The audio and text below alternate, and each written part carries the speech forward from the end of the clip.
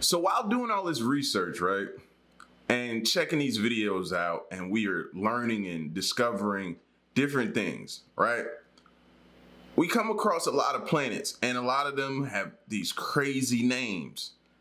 And you're like, okay, it gotta have some type of scientific significance or importance, right? That's what I think. Do you know Pluto was actually named by an 11-year-old? I just saw that on like one of those fun fact type things. So I need to double check. But as far as I'm seeing and hearing right now, Pluto was named by an 11-year-old. So now when you hear the name Pluto, it kind of makes somewhat sense now. I don't know. I'm gonna have to look a little more, but I did not know that. You know what I mean? So this video here, speaking of Pluto, is NASA's unusual new discovery on Pluto changes everything. So if you're new, you know what to do. Hit that subscribe button, join the fam, let's check this out. In the world of astronomy, Pluto was always a huge subject of debate. Is it a planet or is it not a planet? The tiny world at the edge of the solar system, so far away from Earth, was shrouded in mystery, and we barely had a clue what Pluto even looked like. But after a 9-year-long journey through space, NASA's New Horizons mission made history by becoming the first probe ever to reach the small world of Pluto. The stunning images it was able to capture of the planet have forever changed the way we view Pluto and the surrounding Kuiper Belt. Welcome to Factnominal, and for today's video, we take a look at everything that NASA's New Horizons mission was able to uncover about the spectacular world of Pluto and its unique satellites.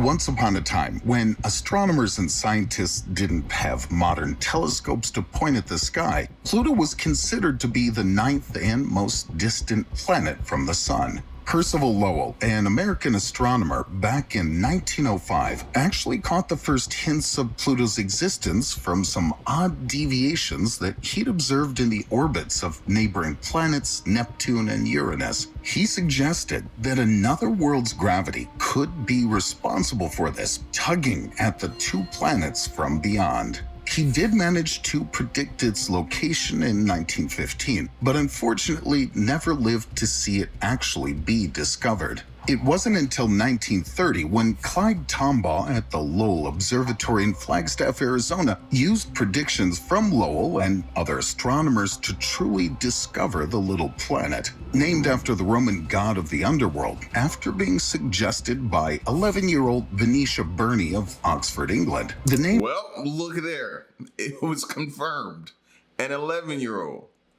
Being suggested by 11-year-old Venetia Burney of Oxford, England. The name also pays homage to Percival Lowell, with the first two letters of Pluto being his initials.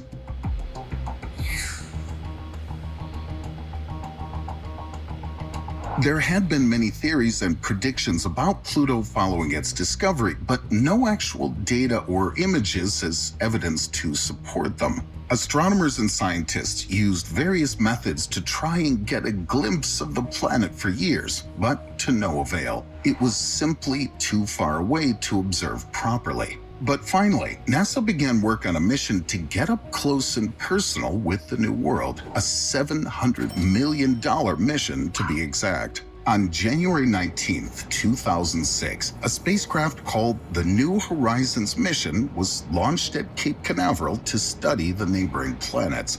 Jupiter and Saturn were first on the list, but the ultimate destination for NASA's New Horizons was Pluto. The journey itself was not an easy one. Despite having many hurdles along the way, the New Horizons spacecraft first made a successful flyby of Jupiter and its Jovian moons, sending back a plethora of heavenly images and data that gave us more insight on the biggest planet in our solar system. To date, some of the most important data from Jupiter, Io, Europa, and Ganymede are all thanks to the New Horizons mission. After its close encounter with the giant of our solar system, as well as many of its moons, the New Horizons probe then headed straight for the Kuiper Belt. After several course corrections and a spell in hibernation mode, it took a total of 9 years for the spacecraft to reach its final destination.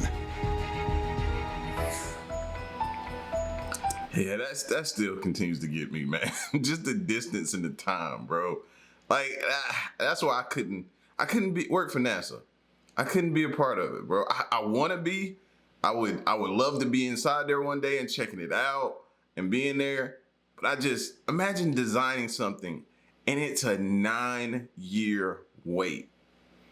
Bro, we live in a microwave society now. Who could wait 9 years these days for something? You know? I mean, I guess I would have to get over it and deal with it, but boy, that would suck.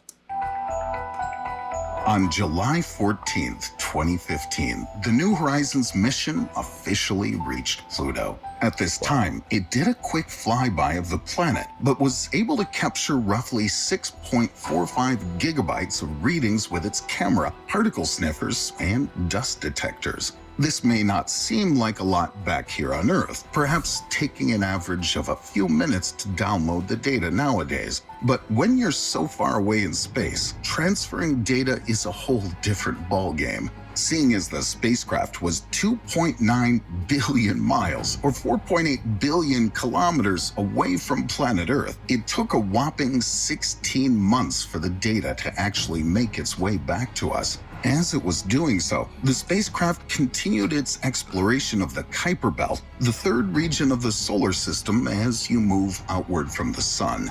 This is where they discovered Pluto had made its home. Pluto, it turned out, was not really a part of our 9-planet system, but was in fact a massive Kuiper Belt object, or KBO for short. This mysterious belt wraps around the solar system between 20 AU to 50 AU out, with 1 AU being equal to the distance between the Earth and the Sun.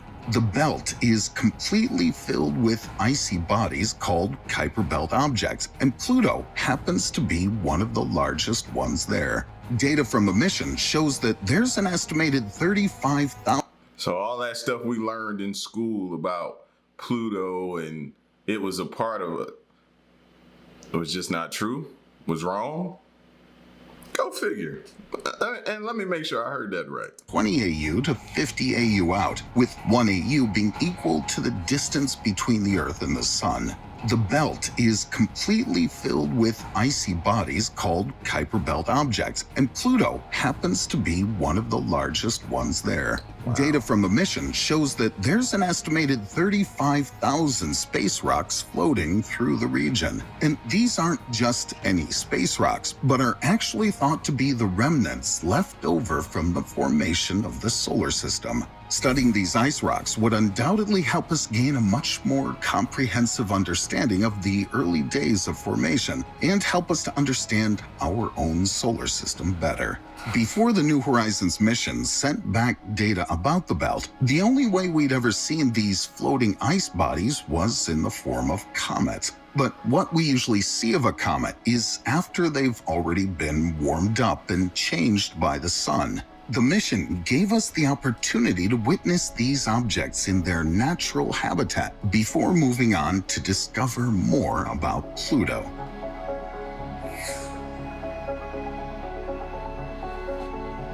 Despite being at the edge of the solar system, suspended in the Kuiper Belt, literally out in the cold, Pluto proved to be an active and scientifically valuable world. As the New Horizons spacecraft began its flybys of the planet, snapping up every possible image and angle it could get, some astonishing discoveries were made about the planet. Images sent back from the mission showed a heart, one of Pluto's most significant features. New Horizons observed on approach and captured images in high resolution during its flyby, a vast million-square-mile nitrogen glacier in the shape of a heart called the Tombaugh region.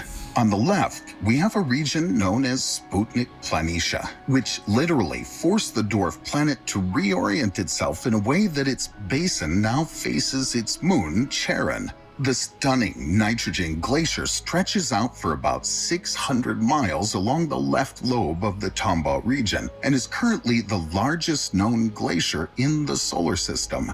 The images and data showed vast flows of slow-moving ice, showing that it's mostly crater-free, and that means extremely young. Perhaps one of the most exciting revelations that came from the mission was the evidence of water ice on the distant world. Water ice is extremely rare, and researchers were excited about this find because it means there definitely could be more water ice underneath the surface. And wherever there's water, there's a possibility of life. Besides that, mountains as tall as the Rockies were also photographed there. This, along with the surprising scarcity of craters, suggests that the planet is indeed geologically active. Pluto has other surprising features as well, such as dunes. But these aren't like sand dunes found here on Earth. Pluto's dunes are made from solid methane ice grains and are sculpted by the wind. I should note here that within our solar system, dunes are rather rarer than you might think. They're only found on Earth, Mars, Venus, Saturn's moon Titan, and something called Comet 67P. Another image, captured by the New Horizons Long-Range Reconnaissance Imager, or LORRI, showed that Pluto is also bright blue. If you thought the little dwarf was a sad, cold little world, then you'd be absolutely wrong. The images show that the planet's atmosphere is filled with hydrocarbon particles called tholins, which scatter sunlight and create a blue hue around the planet.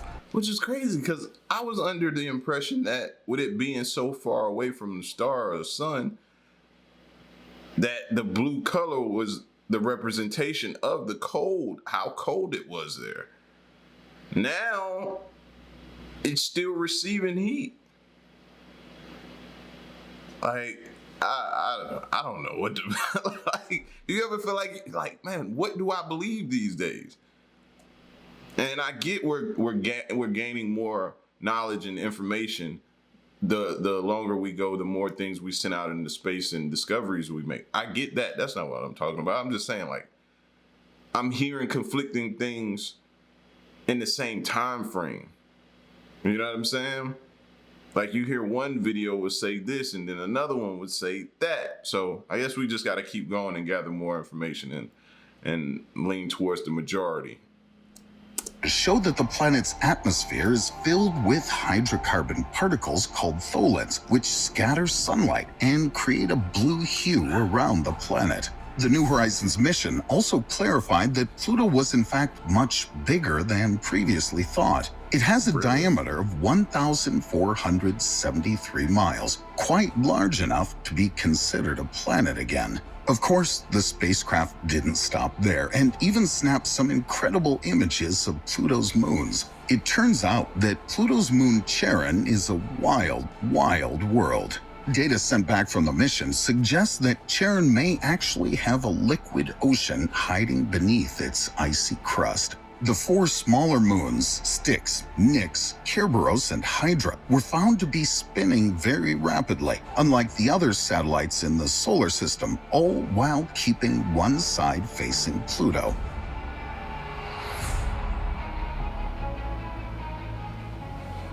After a successful flyby of Pluto, New Horizons flew to a meeting with another Kuiper Belt object, the mysterious Arrokoth. The strange lobe-shaped object is actually the result of a merger of two objects into one. It is undoubtedly the most primordial contact binary that we've explored.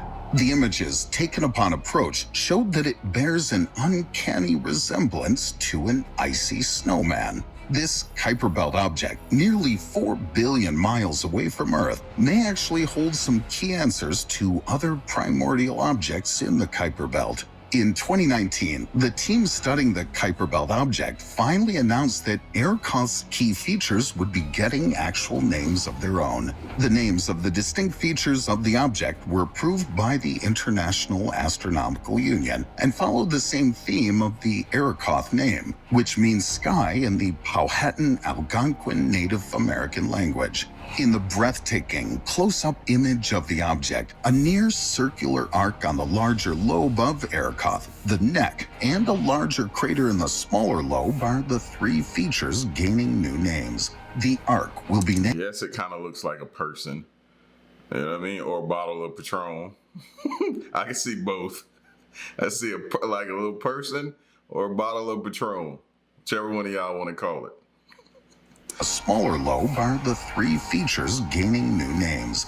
The arc will be named Ka'an from the Yucatec Mayan language, as it sort of resembles a snake. The neck region is being called Akasa, derived from sky in Bengali. And lastly, the large crater is simply being named Sky from our own English language. After its flyby, the New Horizons probe turned around and captured several images of Arrokoth on its way out as it continued to explore other objects in the belt. These images could actually be the last we ever see of Pluto or Arrokoth until another spacecraft can make the trek.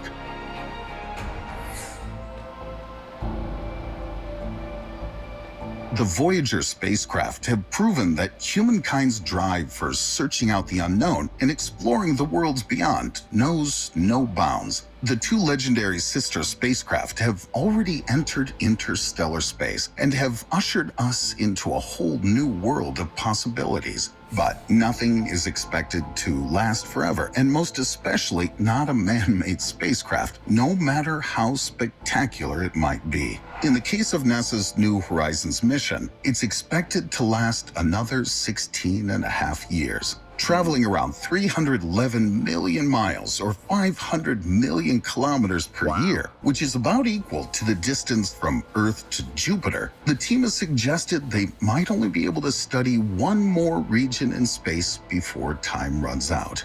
However, many believe that, like the Voyager probes, New Horizons might actually make it significantly past what scientists have predicted. For now, the New Horizons spacecraft is going strong and is showing no signs of stopping anytime soon. What the future holds for it, only time will tell. As for our favorite planet Pluto and its moons, we have so much more to uncover. While some may call it a dwarf planet, when it comes to the Kuiper Belt, Pluto is king. So, what do you think? Which New Horizons image was your favorite? Let us know in the comments. And please don't forget to smash that like button. And please share this video if you learned something new. And subscribe to our channel so you can stay up to date on everything happening beyond our world. Yeah. Like I said, man, we got to keep going because I was already programmed to think this about Pluto. Now I'm like, okay, more information has come. They're saying this now. It's not just that. You know what I mean? So give it some time. If we've learned anything else about space, it takes time, bro. Time. Took 9 years for that space probe to get there. And then another 16 months for the data to come back. That's crazy, man. Y'all get at me in the comment section, bro. I'm gone. Peace.